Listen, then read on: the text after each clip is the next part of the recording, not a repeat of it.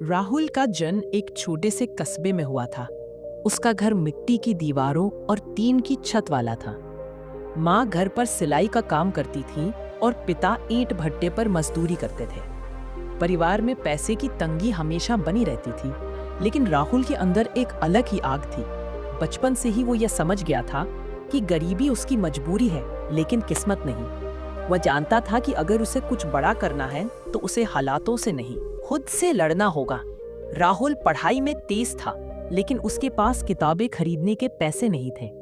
वह स्कूल की पुरानी लाइब्रेरी में बैठकर घंटों पढ़ाई करता। कई बार जब बिजली नहीं होती तो वह लालटेन की मंद रोशनी में देर रात तक किताबें पढ़ता रहता। उसके पिता कई बार कहते, बेटा अब बस कर, यह सब पढ़ाई लिखाई अमीरों के लिए होती है। लेकिन राहुल मुस्कुराकर जवाब देता, नहीं पापा, एक दिन मैं अपनी मेहनत से यह साबित करूंगा कि सपने सिर्फ अमीरों के नहीं होते।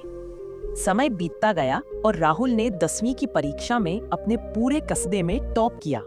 लेकिन जब 12वीं की फीस जमा करने का समय आया तो मुश्किलें फिर सामने थीं। पिता ने साफ कहा कि अब घर की हालत और नहीं संभल पाएगी। राहुल के पास दो ही रास्ते थे, या तो पढ़ाई छोड़ दे या कोई काम करके अपनी फीस खुद भरे। उसने दूसरा रास्ता चुना। सुबह वह दूध बांटता, दोपहर को स्कूल जाता और शाम को छोटे बच्चों को ट्यूशन पढ़ाता। धीरे धीरे उसने अपनी फीस जमा की और 12वीं की परीक्षा भी शानदार अंकों से पास की। अब राहुल का सपना था इंजीनियर बनने का। उसने शहर के कॉलेज में एडमिशन लिया, लेकिन वहां जाकर उसे समझ आया कि असली संघर्ष तो अब शुरू हुआ है। शहर की तेज रफ्तार जिंदगी, महंगे खर्चे और हर जगह प्रतियोगिता। उसके पास रहने के लिए कमरा भी नहीं था। आखिरकार उसने कॉलेज हॉस्टल में सफाई कर्मी की नौकरी कर ली ताकि वहीं रह सके। दिन में वह क्लास करता, शाम को पार्ट टाइम काम और रात में पढ़ाई। कई बार थकान से उसकी आंखें बंद हो जाती, लेकिन उसके सपने उसे जगाते रहते।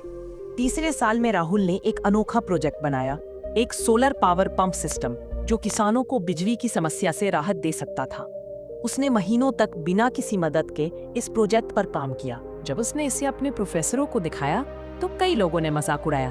किसी ने कहा, ऐसे आइडिया तो बहुत आते हैं, काम किसी का नहीं करता। लेकिन राहुल ने किसी की बात पर ध्यान नहीं दिया। वह जानता था कि मेहनत अगर सच्ची हो तो एक दिन उसका फल जरूर मिलेगा। आखिरकार राहुल ने अपने प्रोजेक्ट को एक राष्ट्रीय प्रतियोगिता में भेजा।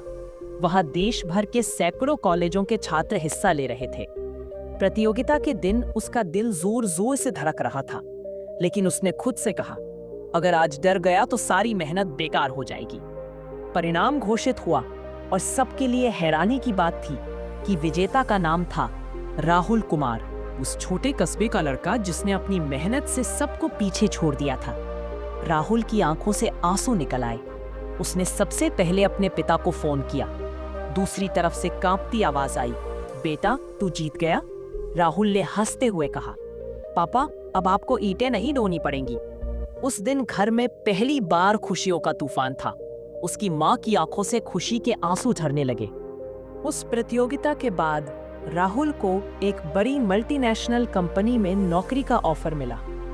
उसने अपनी पहली तनख्वाह से अपने माता पिता के लिए नया घर बनवाया और अपने गांव में एक सोलर लाइब्रेरी खोली ताकि कोई बच्चा किताबों की कमी से अपनी पढ़ाई न छोड़े। गांव के लोग जो कभी कहते थे कि राहुल कुछ नहीं कर पाएगा, अब उसी के नाम पर गर्व महसूस करते थे। आज राहुल एक सफल इंजीनियर है, लेकिन उसने कभी अपनी जड़ों को नहीं भुलाया। जब भी वह किसी गरीब बच्चे को किताबों के साथ देखता है तो उसे अपना बचपन याद आता है और वह मुस्कुरा उठता है। उसकी कहानी यह सिखाती है कि कठिनाइयां हमें रोकने नहीं बल्कि मजबूत बनाने आती है। अगर आपके पास सच्चा इरादा और हिम्मत है तो कोई भी मंजिल दूर नहीं रहती। इस कहानी का संदेश सीधा और गहरा है। अगर राहुल अपनी सीमित परिस्थितियों में रहकर अपने सपनों को सच कर सकता है तो आप भी कर सकते हैं। जीवन में कभी हार मत मानिए, क्योंकि हर असफलता के पीछे एक नई सफलता छिपी होती है। याद रखिए, हर अंधेरी रात के बाद सूरज जरूर उगता है।